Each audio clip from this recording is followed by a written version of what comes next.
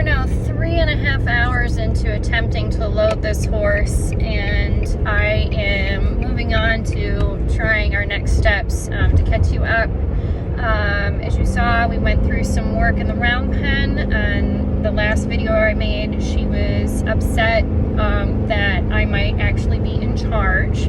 She got over that, has accepted that that is the case.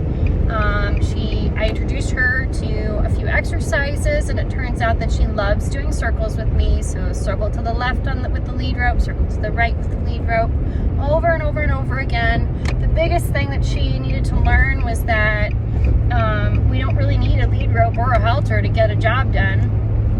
So we didn't leave the round pen until she figured that out. Every time I pulled on her, she would get really upset. And when I say pull, like just the little jerk to, hey, get her attention and get her to take that step forward with me. So we got through that to the point where we could make these left-hand circles and these right-hand circles, very small ones, with no pressure on the lead lines, and brought her to the back of the trailer and did the same thing again, left circles and right circles. She was very nervous, very upset while we were doing it, but giving her that something to think about made it so that she didn't seem so, she was able to start to face the trailer, right? Because she had this repetitive action that she knew was safe, that she could do with me. So got her all the way to the trailer that way, and then she started weaving back and forth, and finally I just said, you know what, I'm just gonna stand by the back of the trailer and you can do whatever you want to do. And so she weaved back and forth for a good hour while I stood there, and I started off standing just inside the trailer door. So the trailer door is open and I'm 4 feet from the edge of the trailer. Got to the point where I was at the trailer, was in the trailer, and finally she started holding still.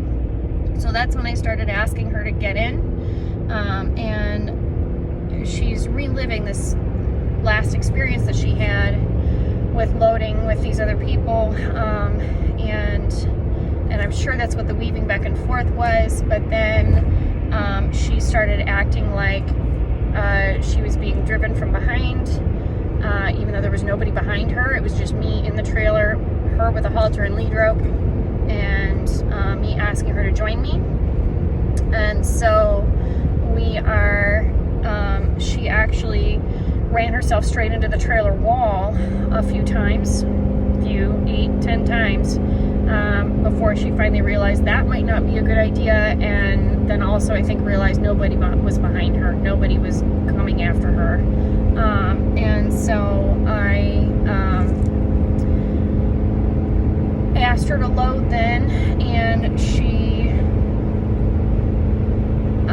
hurt her face after running into that wall several times. One of the times she hit herself and got a tiny little scratch on her face, but of course those face scratches bleed like crazy, so there's blood all over my legs and my boots and my hands. And of course I took a break and used a cloth, put a bunch of pressure on it. We did a bunch of circles while we waited for things to stop bleeding, and it's so minor that it doesn't even need additional treatment.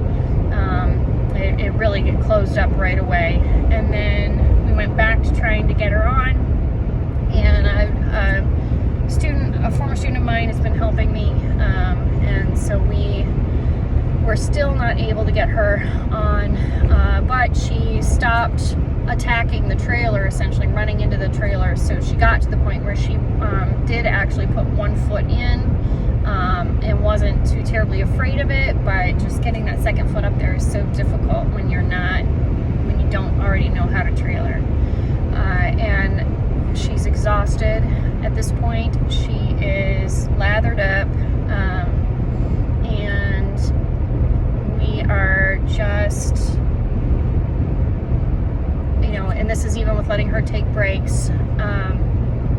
She finally reached a point where she will stand at the back of the trailer, but she won't take that final step, and she's falling asleep on us because she's exhausted.